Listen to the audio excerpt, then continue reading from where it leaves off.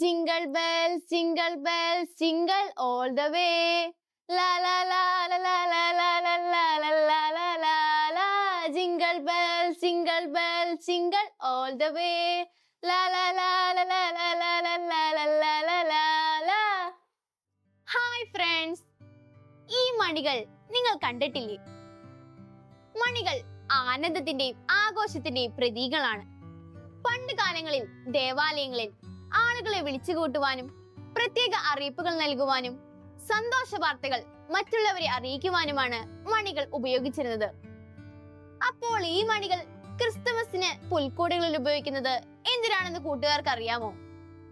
ഉണ്ണീശോയുടെ ജനനം നമുക്ക് എല്ലാവർക്കും ഒരു സന്തോഷ വാർത്തയല്ലേ? നമുക്കും ഈ ക്രിസ്തുമസ് കാലത്ത് ഈ കൊച്ചുമണികളെ പോലെ ഉണ്ണീശോയുടെ ജനന വാർത്ത എല്ലാവർക്കും പങ്കുവെക്കാം. ഈ റെഡ് ബെറീസ് ഈശോയുടെ തിരുരക്തത്തെ സൂചിപ്പിക്കുന്നു. അപ്പോൾ ഈ ഗ്രീൻ ബെറീസ് എന്തിനാ ഉപയോഗിക്കുന്നതെന്ന് കൂട്ടുകാരെ ഒന്ന് ഊഹിക്കാമോ?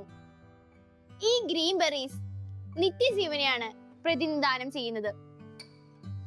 അപ്പൊ കൂട്ടുകാരെ, ഈ ബെൽസും ബെറീസും ഒക്കെ നിങ്ങൾ പുൽക്കൂടുകളിൽ അലങ്കരിക്കുമ്പോൾ ഇതെല്ലാം ഓർത്ത് ഈശോയെ കൂടുതൽ സ്നേഹിക്കാൻ ശ്രമിക്കണേ. ഈശോയെ സ്നേഹിക്കാൻ ഞാനൊരു കുഞ്ഞു കാര്യം പറഞ്ഞാൽ നിങ്ങൾ അത് ചെയ്യില്ലേ? നിങ്ങളോട് പിണങ്ങിയിരിക്കുന്ന അല്ലെങ്കിൽ നിങ്ങൾ പിണങ്ങിയിരിക്കുന്ന ഒരു ഫ്രണ്ടിനോടോ അയൽപ്പക്കക്കാരനോടോ ഇന്ന് തന്നെ പോയി സോറി പറയണം കേട്ടോ. Happy Christmas.